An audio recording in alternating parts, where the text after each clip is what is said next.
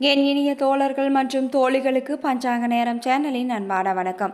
நாம் இன்னைக்கு இந்த வீடியோ பதிவின் மூலமாக என்ன தெரிஞ்சுக்க போகிறோம் அப்படின்னா, மீனராசி அன்பர்களுக்கு வருகின்ற அமாவாசையை முன்னிட்டு அடுத்து வரக்கூடிய நாட்கள் எப்படி இருக்க போகிறது, என்ன பலன்கள்லாம் அவங்களுடைய வாழ்க்கையில் நிகழப் போகிறது, மேலும் இந்த நாட்களில் மீனராசிக்காரங்க எந்த விஷயத்தில் மிகவும் கவனமாக இருக்க வேண்டும், மேலும் அமாவாசையில் மீனராசிக்காரங்க என்ன செய்யணும் என்ன செய்யக்கூடாது என்று தொடர்ந்து இந்த பதிவில் நாம் தெரிஞ்சுக்க போகிறோம்.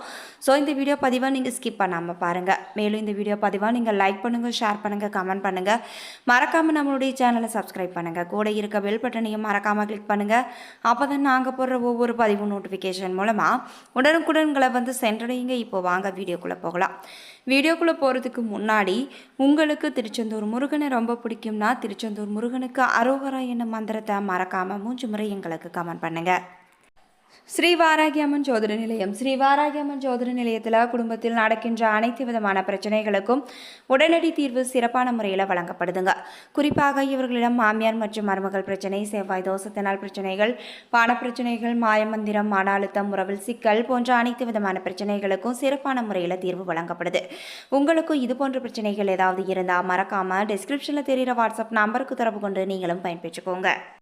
எந்த ஒரு காரியத்தையும் முன்னின்று செய்ய ஆசைப்படும் மீன ராசியினருக்கு நீங்கள் நிதானமாக முடிவெடுத்தாலும் எடுத்த முடிவில் மாறாமல் இருப்பீங்க. இந்த மாதம் எல்லா வகையிலும் நிம்மதியும் மகிழ்ச்சியும் உண்டாக போகுது.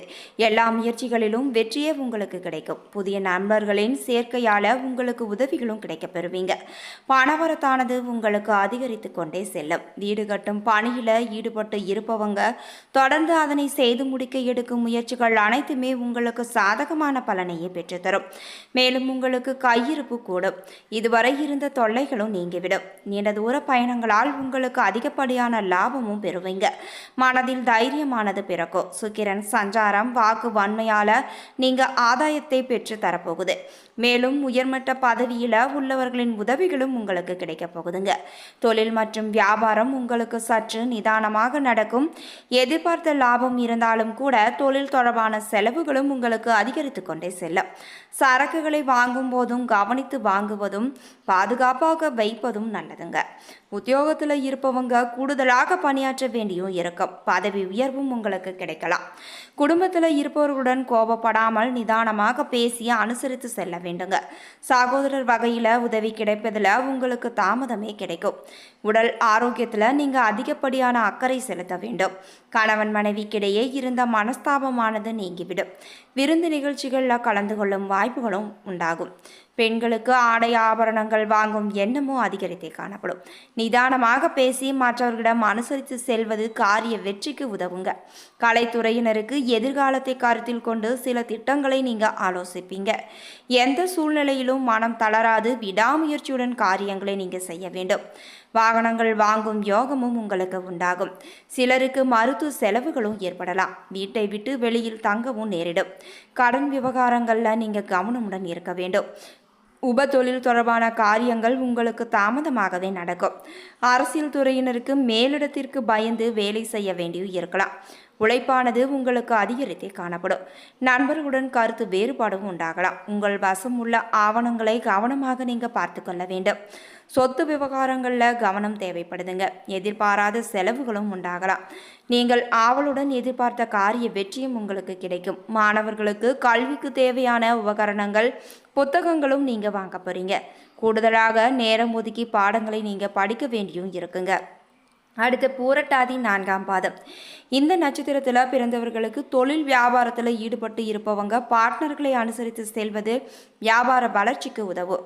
தொழில் தொடர்பான அலைச்சலும் உங்களுக்கு உண்டாகலாம். உத்தியோகத்தில் இருப்பவங்க மேலதிகாரிகள் சக ஊழியர்களிடம் அனுசரித்து நடந்து கொள்ள வேண்டும். அடுத்து உத்திரட்டாதி நட்சத்திரம். உத்திரட்டாதி நட்சத்திரத்தில் இருப்பவர்களுக்கு குடும்ப விஷயத்தில் அந்நிய நபர்களின் தலையீட்டை நீங்கள் தவிர்க்க வேண்டுங்க. கணவன் மனைவி ஒருவருக்கொருவர் விட்டு கொடுத்து செல்வது மன அமைதியை பெற்றுத்தரும். வாழ்க்கை துணையின் உடல் நலத்தில் கவனம் தேவைப்படுது. பிள்ளைகளிடம் அன்பாக பேசுவது உங்களுக்கு நன்மையை பெற்றுத்தரும். அடுத்து ரேவதி நட்சத்திரம். எந்த நிலையிலும் மனம் தளராது காரியங்கள் செய்வது உங்களுக்கு வெற்றியை பெற்றுத்தரும். வாக்குறுதிகளை நீங்கள் தவிர்க்க வேண்டுங்க. மாணவர்கள் யாருக்கும் நீங்கள் உத்தரவாதம் அளிக்காமல் இருப்பது தான் உங்களுக்கு நல்லது. கல்வியில் நீங்கள் கூடுதல் கவனமும் செலுத்த வேண்டும். பரிகாரமாக தினமும் வீட்டில் பஞ்சமுக தீபம் ஏற்றி தரிசித்து வர மன அமைதி உங்களுக்கு கிடைக்கும். காரிய அனுகூலமும் உண்டாகும். உங்களுக்கான அதிர்ஷ்ட கிழமைகள் திங்கள், செவ்வாய் மற்றும் வியாழன்.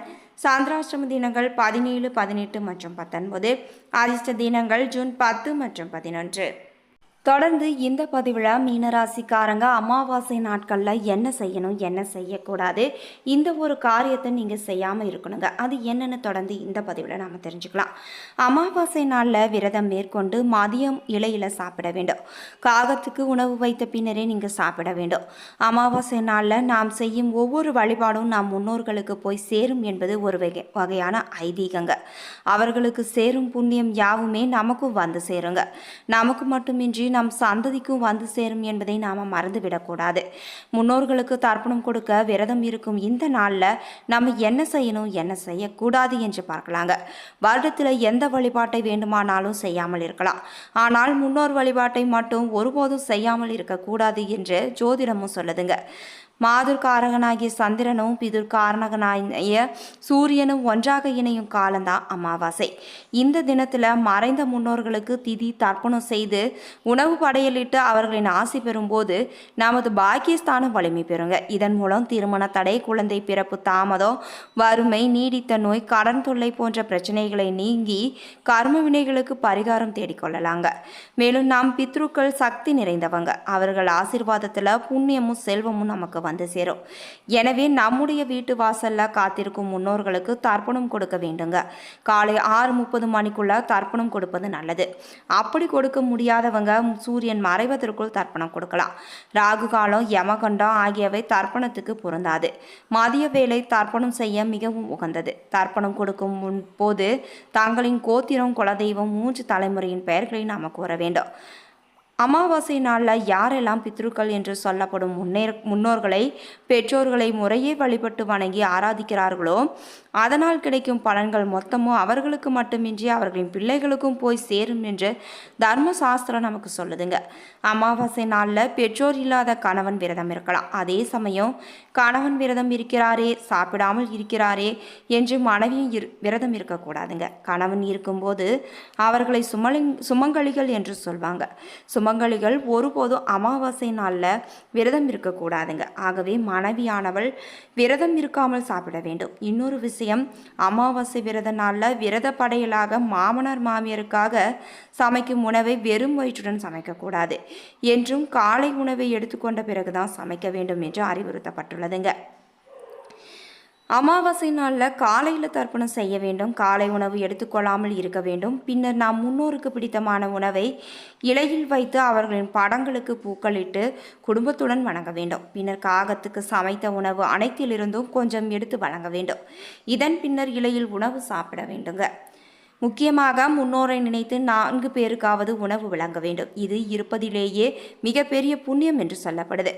இந்த நாளில் நாம் முன்னோரை நினைத்து செய்கிற எல்லா காரியங்களுமே மும்மடங்கு பலன்களை நமக்கு வழங்கும் என்பது சாஸ்திரம். மாலையில் அவசியம் விளக்கேற்ற வேண்டும். மீண்டும் குடும்பத்தினர் ஒன்று சேர்ந்து நாம் முன்னோர்களையும் இறைவனையும் நமஸ்கரிக்க வேண்டும். அதே போல அமாவாசை என்று இரவு தர்ப்பணம் செய்த கணவருக்கு டிஃபன் உணவு தான் கொடுக்க வேண்டும்.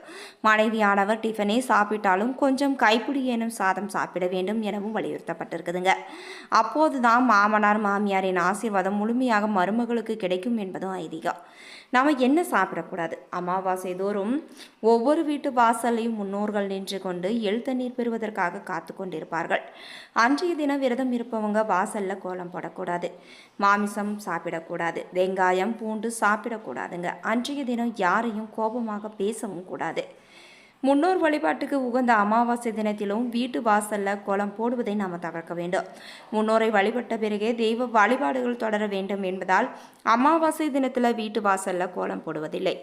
கோலங்கள் தெய்வ வழிபாட்டுக்கு உரியவை என்பதுடன் மகிழ்ச்சியின் வெளிப்பாடாகவும் இருப்பவை.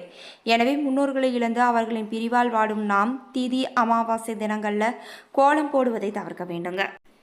அமாவாசை வழிபாட்டில் காகத்துக்கு முக்கியத்துவம் அளிக்கப்படுது. அன்று காகத்துக்கு சாதம் வைத்து அது சாப்பிட்ட பின்னரே அனைவரும் சாப்பிட வேண்டுங்க. சனீஸ்வர பகவானின் வாகனமான காகம் யமலோகத்தின் வாசல்ல இருப்பதாகவும் அது யமனின் தூதுவன் எனவும் கூறப்படுது. காகத்துக்கு சாதம் வைத்தால் யமலோகத்தில் வாழும் நமது முன்னோர்கள் அமைதியடைந்து நமக்கு ஆசி வழங்குவாங்க என்று சாஸ்திரமும் சொல்லுது. காகம் சாதத்தை எடுக்காவிட்டால் முன்னோர்களுக்கு ஏதோ மனக்குறை இருப்பதாக கருதுதாக மக்களின் நம்பிக்கையாகவும் இருக்குது.